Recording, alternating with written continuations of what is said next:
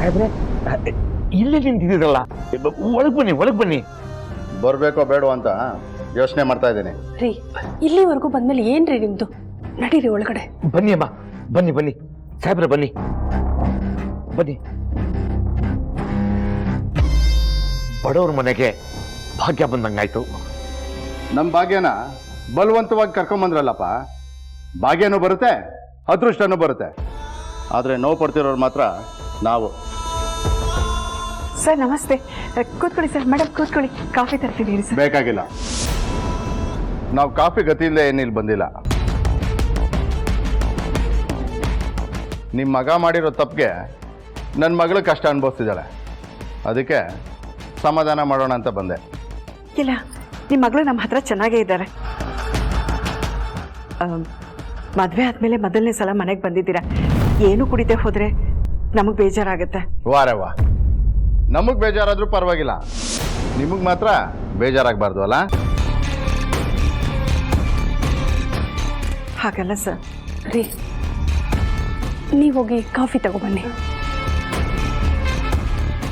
ಕೂತ್ಕೊಳ್ಳಿ ಸಾಹೇಬ್ರೆ, ಬನ್ನಿ ಕೂತ್ಕೊಳ್ಳಿ, ಕೂತ್ಕೊಳ್ಳಿ ಸಾಹೇಬ್ರೆ.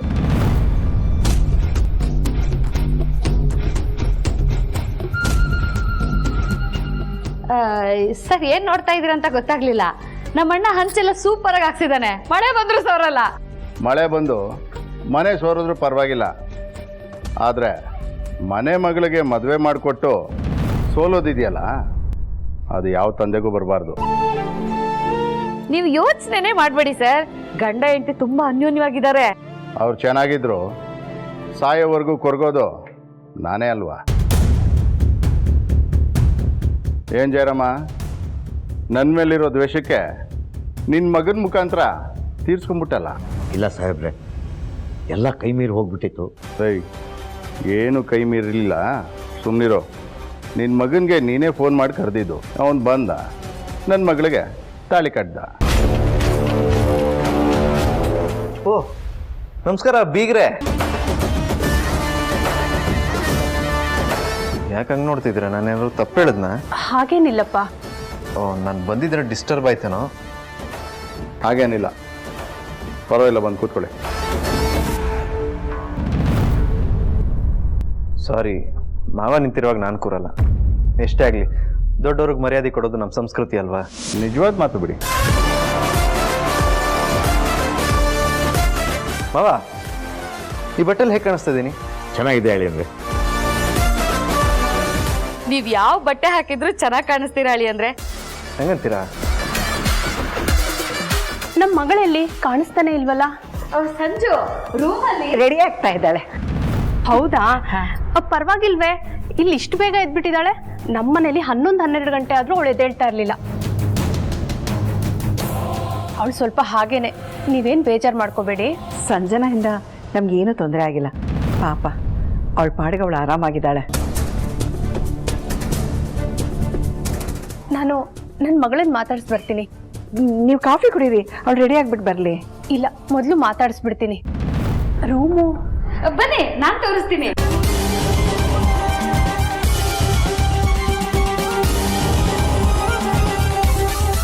ನಾಗರಾಜ್ ಅವರೇ, ಚೆನ್ನಾಗಿತ್ತಾ ಕಾಫಿ? ಹಾಂ, ಚೆನ್ನಾಗಿರ್ಲೇಬೇಕು. ನಮ್ಮ ಅತ್ತೆ ಮಾಡಿರೋ ಫಿಲ್ಟರ್ ಕಾಫಿ ಅಲ್ವಾ ಅತ್ತೆ?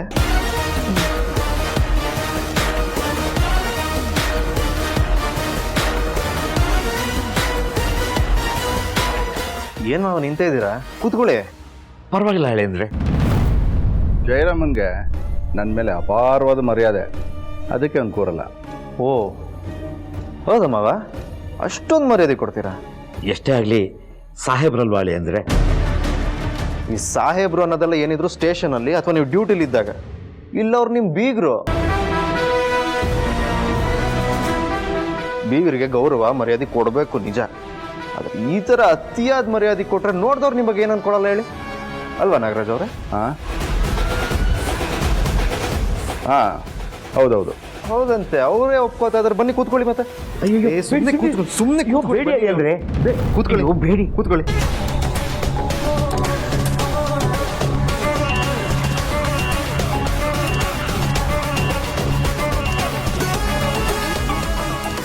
ಏನ್ ಮಾವ ನೀವು ಹಿಂಗೆ ಕೂತಿದ್ರಾ? ಗತ್ತಲ್ಲಿ ಕೂತ್ಕೋಬೇಕು.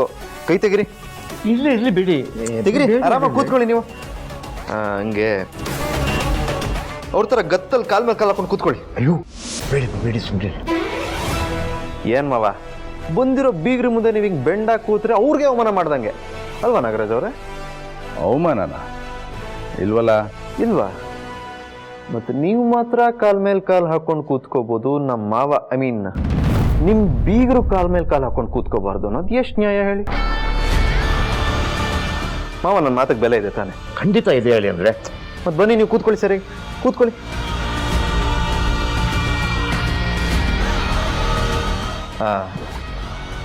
ಕಾಲ್ ಮೇಲೆ ಕಾಲ್ ಹಾಕೊಂಡು ಕೂತ್ಕೊಳ್ಳಿ. ಹಾಕೊಳ್ಳಿ, ನೀವು ಹಾಕೊಳ್ಳಿ.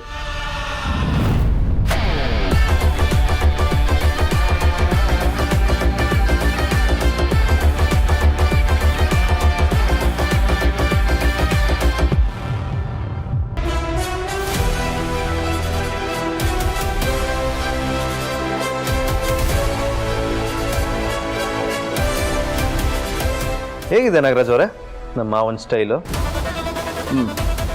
ಚೆನ್ನಾಗಿದೆ. ಇಲ್ಲಬೇಕು, ಮತ್ತು ನಮ್ಮ ಮಾವ ಅಲ್ವಾ? ಅದೇ ಅಂದರೆ ದಯವಿಟ್ಟು ಬೇಜಾರು ಮಾಡ್ಕೋಬೇಡಿ, ನನಗೆ ಹೀಗೆಲ್ಲ ಕೂತ್ಕೊಳ್ಳೋಕೆ ಆಗಲ್ಲ. ಸರಿ, ನಿಮ್ಮ ಇಷ್ಟ ಮಾವ.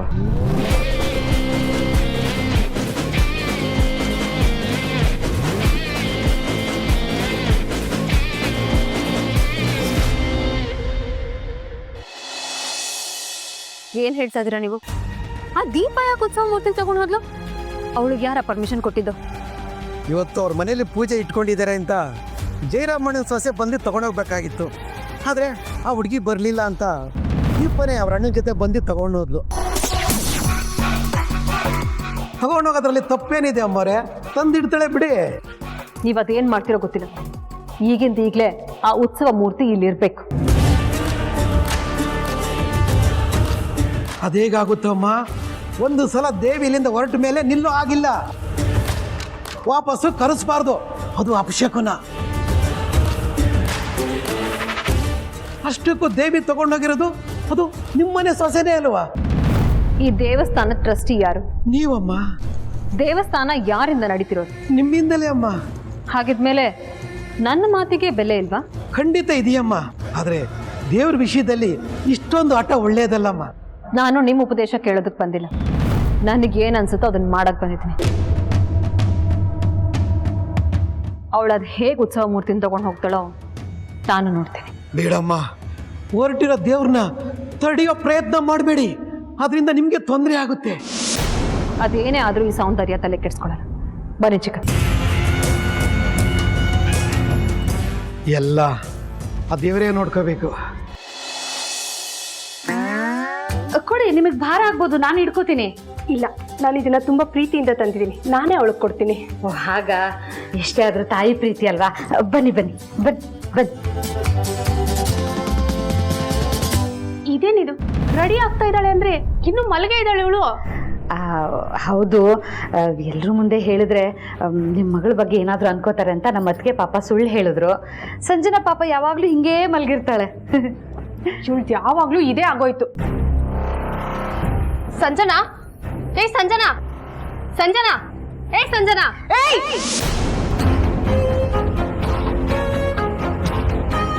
ಏನೇ ಕೈ ಎತ್ತುತ್ತಾ ಇದೀಯಾ? ನೀನಾ? ಇನ್ಯಾರು ಅನ್ಕೊಂಡೆ? ಅವನಿರ್ಬೋದೇನೋ ಅನ್ಕೊಂಡೆ. ಅವನು ಅಂದ್ರೆ? ಅದೇ ಇವಳು ಗಂಡ ಕದ್ದು ತಾಳಿ ಕಟ್ಟಿದನಲ್ಲ, ನರಸಿಂಹ. ಅಲ್ವೇ, ಅವನ ಮೇಲೆ ಏನೇ ದ್ವೇಷ ಇದ್ರು ಅದನ್ನೆಲ್ಲ ಮರೆತು ಹೊಂದ್ಕೊಂಡು ಹೋಗೋದನ್ನ ಕಲಿ. ಎಷ್ಟೇ ಆದ್ರೂ ಅವ್ನು ನಿನ್ಗೆ ತಾಳಿ ಕಟ್ಟಿರೋ ಗಂಡ, ಅವನ ಮೇಲೆ ಕೈ ಎತ್ತಕ್ಕೆ ಹೋಗ್ತೀಯಲ್ಲೇ, ಇದೆಲ್ಲ ನಿನಗೆ ಸರಿ ಅನ್ಸುತ್ತಾ? ಈಗ ಅವನ ಬಗ್ಗೆ ಯಾಕೆ ಮಾತು? ಏನ್ ಬಂದಿದ್ದು? ನಿಮ್ಮ ಅಪ್ಪನ ತರ ನಿನ್ನ ದಿಮಾಕ್ ಮಾತ್ರ ಕಡಿಮೆ ಆಗಲ್ಲ ನೋಡು. ಹೌದು, ನನ್ನ ಮೈಯಲ್ಲಿ ಹರಿತಿರೋದು ಅವ್ರ ಬ್ಲಡ್ ತಾನೆ. ಅಲ್ಲ ಕಣೆ, ನೀನು ನಮ್ಮ ಮನೇಲಿ ಎಷ್ಟೊತ್ತವರೆಗೂ ಮಲಗಿದ್ರು ಯಾರು ಕೇಳೋರಿರ್ಲಿಲ್ಲ. ಆದ್ರೆ ನೀನೀಗ ಈ ಮನೆ ಬೆಳಕಕ್ಕೆ ಬಂದಿರೋ ಸೊಸೆ. ಬೆಳಗ್ಗೆ ಬೇಗ ಎದ್ದು ಮನೆ ಒರೆಸಿ ಗುಡಿಸಿ ಸಾರಿಸಿ ರಂಗೋಲೆ ಹಾಕಿ ತುಳಸಿ ಪೂಜೆ ಮಾಡಬೇಕು. ಅದು ಕಣೆ ಹೆಣ್ಮಕ್ಳ ಲಕ್ಷಣ ಅಂದ್ರೆ. ಅದು ಬಿಟ್ಬಿಟ್ಟು ನೀನು ಈ ತರ ಮಲಗಿದ್ರೆ ಅವ್ರು ಏನ್ ಅನ್ಕೊಳ್ಳಲ್ಲ ಹೇಳು? ನಾನೇನು ತಲೆ ಕೆಡಿಸ್ಕೊಳ್ಳಲ್ಲ ಬಿಡಿ, ಯಾಕೆಂದ್ರೆ ನಂಗೆ ಸಂಜು ಅಂದ್ರೆ ಅಚ್ಚುಮೆಚ್ಚು. ನಿಮ್ಮ ಅತ್ತೆ ಮಾವ ಏನು ಅನ್ಕೊಳ್ಳಲ್ಲ ಹೇಳು ಸಂಜನಾ. ಯಾರ್ ಏನೇ ಅನ್ಕೊಂಡ್ರು ನಾನ್ ತಲೆ ಕೆಡ್ಸ್ಕೊಳ್ಳೋದಿಲ್ಲ. ಯಾಕಂದ್ರೆ ಇದು ಬಲ್ವಂತದ ಮದ್ವೆ, ಒಪ್ಪಂದದ ಮದ್ವೆ ಅಲ್ಲ. ಮದುವೆ ಹೇಗಾದ್ರೂ ಅದು ಮದುವೆ ಆದಾಗೆ ಅಲ್ವಮ್ಮ ಲೆಕ್ಕ. ಇನ್ಮೇಲಾದ್ರೂ ಹೀಗೆ ಹಠ ಮಾಡೋದು ಬಿಟ್ಟು ಎಲ್ಲರ ಜೊತೆ ಹೊಂದ್ಕೊಂಡೋಗು. ಮನೆಗೆ ಒಳ್ಳೆ ಸೊಸೆ ಅಂತ ಅನಿಸ್ಕೊ. ಮನೇಲಿದ್ದಾಗ ಉಪದೇಶ ಕೊಟ್ಟಿದ್ ಸಾಲ್ದು ಅಂತ ಇಲ್ಲಿಗೂ ಬಂದು ಅದನ್ನೇ ಮಾತಾಡ್ಬೇಡಿ. ಏನ್ ಬಂದಿದ್ದು? ನಿನಗಂತೂ ನಮ್ಮ ಬಗ್ಗೆ ಯೋಚನೆ ಇಲ್ಲ, ಆದ್ರೆ ನಾವು ನಿನ್ನನ್ನು ಹೆತ್ತಿರೋರಮ್ಮ, ನಾವು ಸುಮ್ಮನೆ ಇರೋಕ್ಕಾಗತ್ತಾ? ಇವತ್ತು ನಿಮ್ಮ ಮನೇಲಿ ಪೂಜೆ ಇತ್ತಲ್ವಾ, ಅದಕ್ಕೆ ಪೂಜೆ ಮುಗಿಸ್ಕೊಂಡು ಹಾಗೆ ನಿನ್ನೂ ನೋಡ್ಕೊಂಡು ಹೋದಾಗತ್ತೆ ಅಂತ ನಾನು ನಿಮ್ಮಪ್ಪ ಇಬ್ರು ಬಂದಿದ್ದೀವಿ. ವಾಟ್? ಡ್ಯಾಡ್ ಬಂದಿದಾರಾ? ಹೌದು. ಎಲ್ಲಿದ್ದಾರೆ? ನೀನ್ ಮಾತ್ರ ಯಾಕೆ ಒಬ್ಳೆ ಬಂದಿದ್ಯಾ? ಅವ್ರನ್ನೂ ಕರ್ಕೊಂಬರತ್ತಾನೆ. ಅವರು ಕೆಳಗಡೆ ಹಾಲಲ್ಲಿ ಎಲ್ಲರ ಜೊತೆ ಮಾತಾಡ್ತಾ ಇದ್ದಾರೆ. ನಾವು ಬಂದು ತುಂಬ ಹೊತ್ತಾಯ್ತು, ನೀನು ಕಾಣಲೇ ಇಲ್ವಲ್ಲ, ಅದಕ್ಕೆ ನೀನು ಎದ್ದಿದ್ಯೋ ಇಲ್ವೋ ಅಂತ ನೋಡ್ಕೊಂಡು ಹೋಗೋಣ ಅಂತ ಬಂದೆ ನಾನು. ಏನು ಇನ್ನು ಕೂತಿದ್ಯಾ? ಹೋಗು, ಮೊದಲು ಎದ್ದೋಗಿ ರೆಡಿಯಾಗಿ ಪೂಜೆಗೆ ನಡಿ. ಏನೇ ನೋಡ್ತಾ ಇದೀಯಾ? ಎದ್ದು ನಡಿ.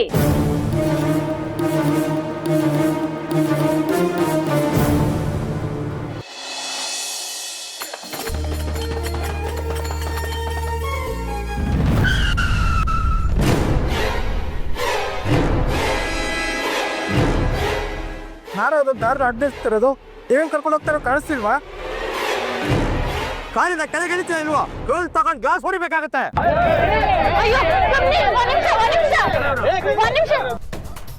ಮೇಡಮ್, ನೀವು ಅಂತ ಗೊತ್ತಾಗ್ಲಿಲ್ಲ. ಊರ್ ಜನ ಕೋಪದಲ್ಲಿ ಏನೋ ಅಂದ್ರು, ಬೇಜಾರು ಮಾಡ್ಕೋಬಿಡಿ. ನೀವು ಬಂದಿದ್ದು ಒಳ್ಳೇದೇ ಆಯ್ತು. ನಾವಿವಾಗ ಮನೆಗೆ ಹೋಗ್ತಿದ್ದೀವಿ, ನೀವು ನಮ್ಮ ಜೊತೆ ಬನ್ನಿ, ಪೂಜೆಯಲ್ಲಿ ಭಾಗವಹಿಸಿ. ಅದೇನೋ ಹೇಳ್ತಾರಲ್ಲ, ಕರೆಯದೇ ಬರುವವನನ್ನು ಅದೇನೋ ತಗೊಂಡು ಹೊಡೆದ್ರು ಅನ್ನೋ ಹಾಗಾಯ್ತು. ಪೂಜೆಗೆ ಕರೆದಿಲ್ಲ, ಬರ್ಬೇಕಾ? ಮೇಡಮ್, ಅದು ಯಾರಿಗೂ ಹೇಳಕ್ಕಾಗ್ಲಿಲ್ಲ. ಈ ದೇವ್ರ ವಿಗ್ರಹನ ಯಾರು ಪರ್ಮಿಷನ್ ಕೇಳಿ ಮನೆಗೆ ತಗೊಂಡು ಹೋಗ್ತಾ ಇದ್ಯಾ?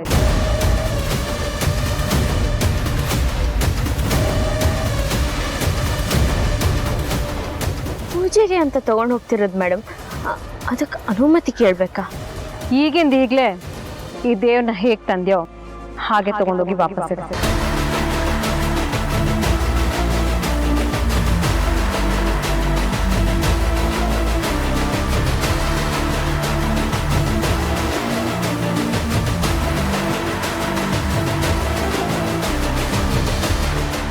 ಮೇಡಮ್, ಏನು ಹೇಳ್ತಿದ್ದೀರಾ? ನಾನು ದೇವಸ್ಥಾನದ ಟ್ರಸ್ಟಿ. ಆ ದೇವಸ್ಥಾನದಿಂದ ಯಾವುದೇ ಒಂದು ವಸ್ತು ಅಲ್ಲಾಡಬೇಕು ಅಂದ್ರೂ ಅದಕ್ಕೆ ನನ್ನ ಪರ್ಮಿಷನ್ ಇರಬೇಕು.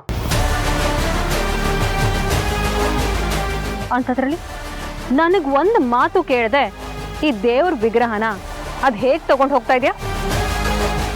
ಏನು ಮೇಡಮ್, ನಿಮ್ಮನೆ ಸೊಸೆಗೆ ನೀವು ಹೀಗೆ ಹೇಳ್ತಾ ಇದ್ದೀರಾ?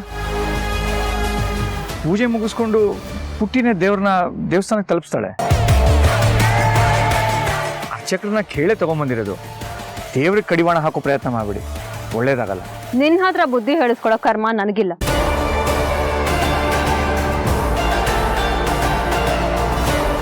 ನೋಡಿ ಮೇಡಮ್, ಆ ಥರ ಎಲ್ಲ ಮಾತಾಡಬೇಡಿ, ಸರಿ ಇರಲ್ಲ.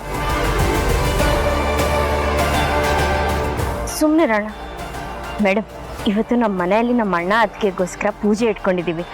ಆ ಪೂಜೆಗೆ ಉತ್ಸವ ಮೂರ್ತಿಯಾಗಿ ಈ ದೇವಿ ಇದ್ರೇನೆ ಪೂಜೆ ಪೂರ್ಣ ಆಗೋದು.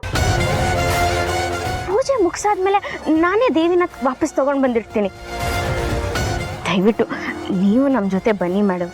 ನಿನ್ನ ಉಪದೇಶಕ್ಕೆ ತಲೆಬಾಗಿ ನೀನು ಹೇಳ್ದಾಗೆಲ್ಲ ಕೇಳಿ ನಿಮ್ಮ ಮನೆಗೆ ಬಂದು ದೇವರಿಗೆ ಕೈ ಮುಗಿತೀನಿ ಅಂತ ಅನ್ಕೊಂಡಿದ್ಯಾ? ನೀನೇ ದೇವ್ರನ್ನ ತಗೊಂಡು ಹೋಗಿ ವಾಪಸ್ ಇಟ್ಟರೆ ಸರಿ, ಇಲ್ಲ ಅಂದರೆ ಪರಿಣಾಮ ಸರಿ ಇರಲ್ಲ. ಇಡ್ಲಿಲ್ಲ ಅಂದರೆ ಕಿತ್ಕೊಂಡು ಹೋಗ್ತೀನಿ.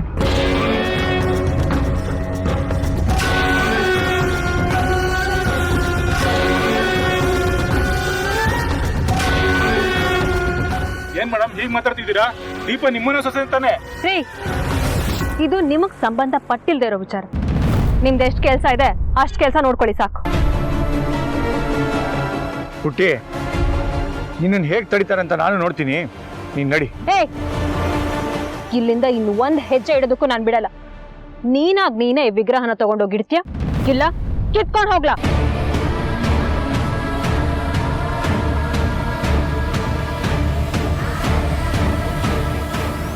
ಬೇಡ ಮೇಡಮ್, ದೇವ್ರ ವಿಷಯದಲ್ಲಿ ಈ ಥರ ಹಠ ಮಾಡೋದು ಸರಿಯಲ್ಲ. ಸೌಂದರ್ಯ, ಇವಳು ಬುದ್ಧಿ ಹೇಳಿದ್ರೆ ಕೇಳಲ್ಲ, ನೀನೇ ಕಿತ್ಕೋ.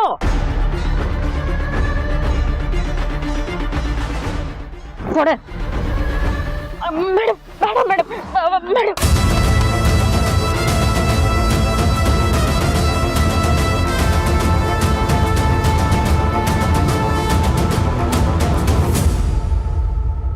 ಅದೇ ಅಂದ್ರೆ ನೀವ್ಯಾಕೆ ನಿಂತಿದ್ದೀರಾ? ಕೂತ್ಕೊಳ್ಳಿ. ಏ ಬೇಡ ಮಾವ, ದೊಡ್ಡವ್ರು ನೀವು ಕೂತಿರ್ಬೇಕಾದ್ರೆ ನಾನು ಕೂರೋದು ಸರಿ ಬರಲ್ಲ.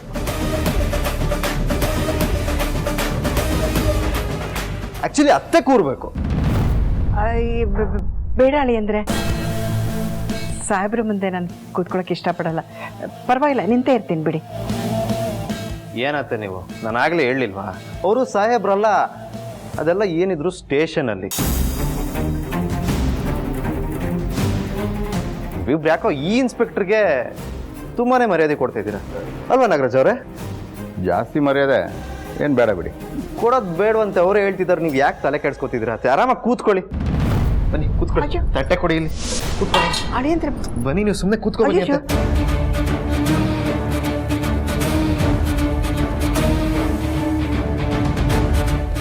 ಏನತ್ತೆ ನೀವು ಒಳ್ಳೆ ಮಾವನ್ ತರ ಕೂತಿದ್ದೀರಾ? ಕಾಲ್ ಮೇಲೆ ಕಾಲು ಹಾಕು ಅಂತ ಮಾತ್ರ ಹೇಳಬೇಡಿ. ಏ ಚೇಚೆ ಇಲ್ಲ ಅತ್ತೆ, ಆರಾಮಾಗಿ ಕೂತ್ಕೊಳ್ಳಿ ಅಷ್ಟೇ.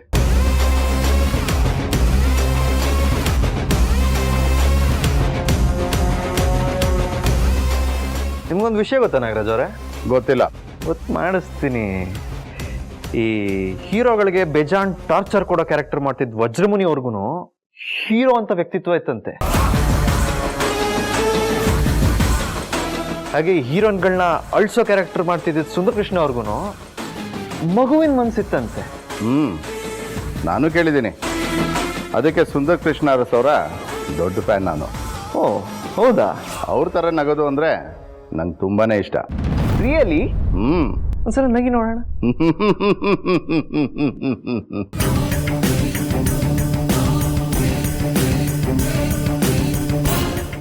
Super super. ನಮ್ಮ ಸಾಹೇಬರು ಅವರು ಡೈಲಾಗ್ ಎಲ್ಲ ಹೇಳ್ತಾರೆ ಹೇಳಿದ್ರೆ. ಹೌದಮ್ಮವ, ಒಂದೇ ಡೈಲಾಗ್ ಬಿಡಿ ನೋಡೋಣ ಹಂಗೆ. ಹೆಣ್ಣು ಬಾಳೆಹಣ್ಣು, ಹಣ್ಣು ಹತ್ತಿದ್ಮೇಲೆ ತಿಪ್ಪೆ ತಿಪ್ಪೆಗೆನೆ. ವಾಹ್, ಸೂಪರ್ ಸೂಪರ್. ನೀವು ಇನ್ಸ್ಪೆಕ್ಟರ್ ಆಗೋದು ಬಿಡಿ ಆಕ್ಟರ್ ಆಗ್ಬಿಡ್ಬೇಕಾಗಿತ್ತು. ನನಗೂ ಆಸೆ ಇತ್ತು, ಏನು ಮಾಡೋದು, ನನ್ನ ಹಣೆ ಬರದಲ್ಲಿ ಈ ಕೆಲಸ ಬರೆದಿತ್ತು. ಹೌದೌದು, ಹಣೆ ಬರೋದ್ ಮುಂದೆ ಏನು ಮಾಡೋಕ್ಕಾಗಲ್ಲ ಬಿಡಿ. ಆಕ್ಟರ್ ಆಗ್ಬೇಕು ಅನ್ಕೊಂಡವ್ರು ಇನ್ಸ್ಪೆಕ್ಟರ್ ಆಗ್ಬೇಕಾಯ್ತು. ನಿಮ್ಮ ಮಗಳು ಸಂಜನಾ ಅವರು ನಮ್ಮ ನರಸಿಂಹ ಅವ್ರನ್ನ ಮದುವೆ ಆಗ್ಬೇಕಾಯ್ತು. ಎಲ್ಲ ಹಣೆ ಬರ, ಏನು ಮಾಡೋಕ್ಕಾಗಲ್ಲ. ಅನ್ಕೊಂಡಿದ್ದೊಂದು ಆಗೋದೊಂದು.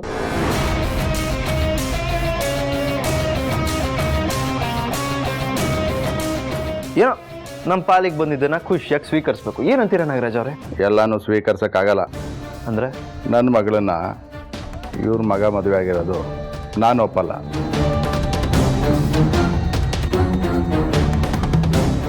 ಅಂದ್ರೆ ನಿಮ್ಮ ಮಗಳೇ ನರಸಿಂಹ ಅವ್ರನ್ನ ಒಪ್ಕೊಂಡಿದ್ದಾರಲ್ಲ, ಅದು ಹೆಂಗೆ ಹೇಳ್ತೀರಾ? ಅದಕ್ಕೆ ಅಲ್ವ ಅವ್ರು ನಿಮ್ಮನೆಗೆ ಬರದೆ ಇಲ್ಲಿಗೆ ಬಂದಿರೋದು?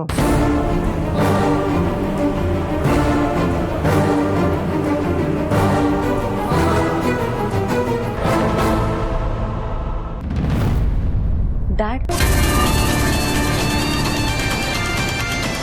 ಸಂಜನಾ ಹೇಗಮ್ಮ ಇದೆಯಾ? ಐ ಆಮ್ ಓಕೆ ಡ್ಯಾಡ್, ನೀವು ಹೇಗಿದ್ದೀರಾ? ನೋಡಮ್ಮ ಹೇಗಿದ್ದೀನಿ. ಏನಮ್ಮ ಇಷ್ಟು ಸಣ್ಣ ಆಗೋಗಿದ್ಯಾ? ನಮ್ಮನೇಲಿದ್ದಾಗ ಮಹಾರಾಣಿ ಥರ ಇದ್ದೆ,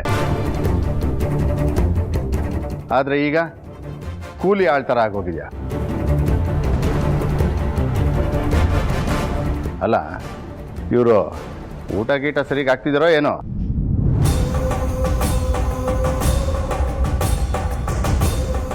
ಏನ್ರಿ ಮಾತಾಡ್ತಿದ್ದೀರಾ? ಎಲ್ಲರ ಮುಂದೆ ಕೇಳೋ ಮಾತಾ ಇದು? ಎಲ್ಲರೂ ಮುಂದೆನೇ ಕೇಳಬೇಕು, ಆಗಲೇ ಸಮಸ್ಯೆ ಬಗೆಹರಿಯೋದು. ನೀನು ಹೇಳು ಮಗಳೇ.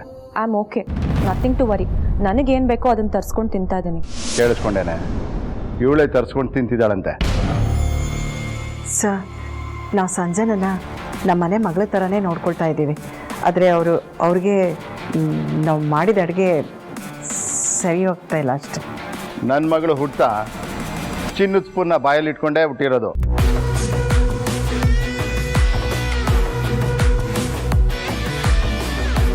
ಈಗ ಈ ಥರ ಕಷ್ಟಪಡ್ತಿದ್ದಾಳೆ.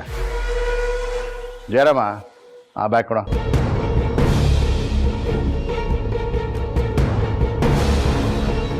ಮಗಳೇ, ನಿಂಗೋಸ್ಕರ ತಂದಿರಿ, ತಗೊಮ್ಮ.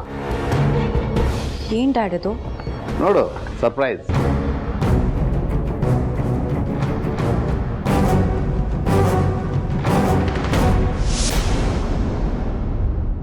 ವಾವ್,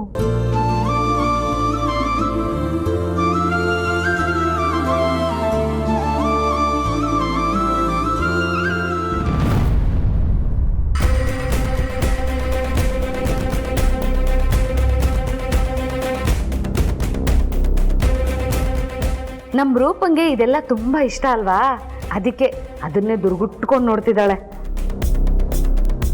ಹೇಗಿದೆ? ಸೂಪರ್ ಆಗಿದೆ ಡ್ಯಾಡ್.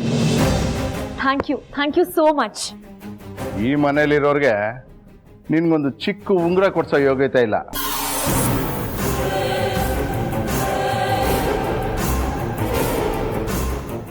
ನಿನ್ನಪ್ಪನಾಗಿ ನಾನಿದನ್ನು ತಂದೆ. ನಿಮ್ಮ ಮಗಳಿಗೆ ಎಷ್ಟು ಕ್ಯಾರೆಟ್ ಡೈಮಂಡ್ ಬೇಕು ಅಂತ ಹೇಳಕ್ಕೆ ಹೇಳಿ, ಈಗಲೇ ಆರ್ಡರ್ ಮಾಡಿ ತರಿಸ್ತೀನಿ.